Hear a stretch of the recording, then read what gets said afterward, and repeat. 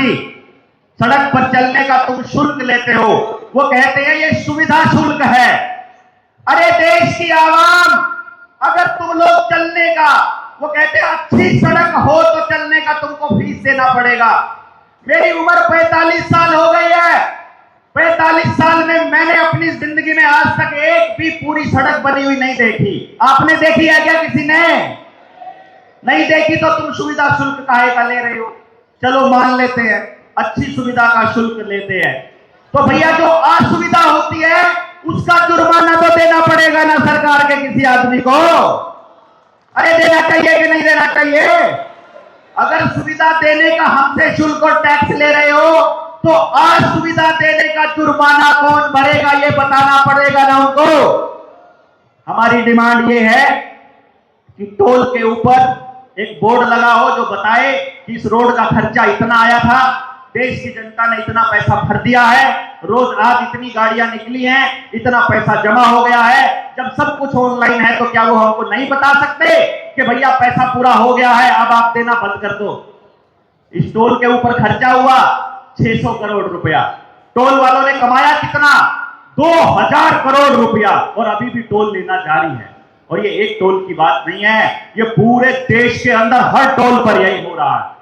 आप कहते हो फास्टैग में पैसे डलवाने पड़ेंगे, फास्टैग में अगर पैसा नहीं है तो बोल रहे हैं कि फिर डबल देना पड़ेगा। देश की करेंसी की, आपकी जेब में पड़े नोट की वैल्यू को आधा कर रहे हैं।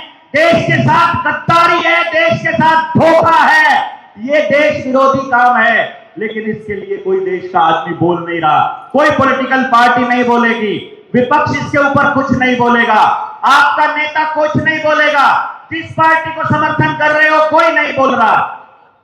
देश की आवाम को खुद बोलना पड़ेगा, बोलने का वो मैकेनिज्म तैयार करना पड़ेगा।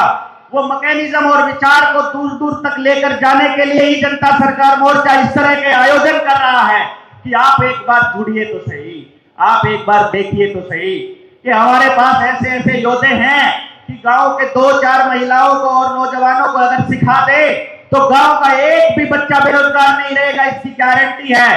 गांव में बीमारियां खत्म हो जाएंगी, गांव की सारी जमीन अपने हिसाब से बोई जा सकेगी और हर फसल का सही दाम मिलेगा। एमएसपी की गारंटी के लिए कानून मांग रहे हैं किसान। हमारी पहली मांग ये है कि एमएसपी की गारंटी का कानून बने। बनना चाहिए कि नहीं बनना चाहिए? एक बार हाथ खड़ा करके कौन कौन समर्थन में है बता दो दीजिए। एमएसपी की गारंटी का कानून। दूसरा, टोल के ऊपर डबल वसूली बंद। एक बार बता दीजिए आप इस मांग के साथ हैं कि नहीं है। तीसरी बात, जमीन का मालिकाना हक। जो सी जमीन जो सारे गांवों की, पूरे भारत की सारी जमीन डाल डोरा तोड़ करके सरकारें अपने नाम कर रही है। लोगों, आप समझ नहीं पा रहे।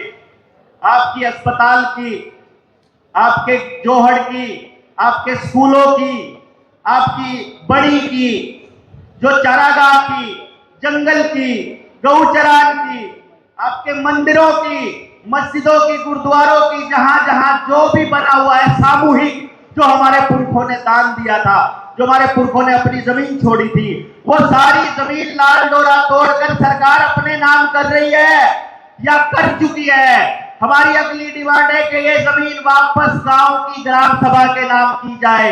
गलत है कि सही है बता दो एक बारी।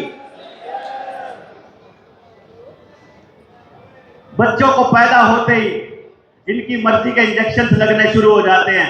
एक बार सर्च तो करो कि ये लगने के बाद कहां कहां किन किन बच्चों की कितनी बीमारियां और कितनी डेथ आई। सर्च तो करो। डॉक्टर कमलप्रीत सिंह की एक किताब है द वैक्सीन क्राइम रिपोर्ट, एक बार पढ़कर तो देखिए। उन बच्चों को बचाना चाहते हैं हम।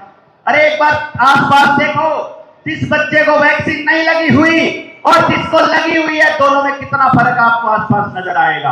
आपको गांव में वैक्सीन लगे हुए लोगों में भी फर्क नजर आएगा। लेकिन मजाल है कि आपका नेता एक बार भी सांस निकाल दे कि लोग मर रहे हैं और तुम कुछ भी नहीं कर रहे हो। कोई जिम्मेदार नहीं है, कोई डॉक्टर जिम्मेदार नहीं, कोई मास्टर जिम्मेदार नहीं, कोई आशा वर्कर, आंगनबाड़ी वर्कर जिसने जबरदस्ती लगवाए वो जिम्मेदार नहीं, कोई सीएमओ नहीं और कोई उनका गला पकड़कर पूछने वाला भी नहीं। ये शर्म की बात है पूरे देश और समाज के लिए कि हमारे बच्चों को हमारे सामने बीमार कर रहे हैं और हम कुछ नहीं बोल रहे, और आपका नेता चुप है। वो आपको तरह तरह की बातें कर रहा है। वो स्टेज पर आएगा तो बोलेगा ऐसी बातें नहीं बोलनी है, मीडिया वाले बोलेंगे ये वाली बातें नहीं बोलनी है। तो कहां जाएं? जिनके बच्चे अगर उनके आंखों के सामने बीमार पड़ रहे हैं वो कहां जाएं भाई, बता तो दो। अगर वो लोग उठती व्यवस्था में हमको जगह नहीं दे रहे हैं तो हमको अपनी व्यवस्था बनानी पड़ेगी कि नहीं बनानी पड़ेगी? और वो व्यवस्था बनाने के लिए पहले इस व्यवस्था को समझना पड़ेगा। इस व्यवस्था को ठीक करने के लिए हमको खुद आना पड़ेगा। आपके गांव को बदलने के लिए कोई नेता, कोई एमएलए, कोई एमपी, कोई मास्टर, डॉक्टर, वकील, जज तो आपने गांव से पढ़ा करके भेजा है, कहीं कितनी बड़ी कुर्सी पर बैठा हो, वो आपके लिए काम नहीं करेगा, क्योंकि गांव आपका है। बच्चे आपके बर्बाद हो रहे हैं, संभलना आपको पड़ेगा, पूछना आपको पड़ेगा, जागना आपको पड़ेगा और काम करना भी आपको खुद पड़ेगा।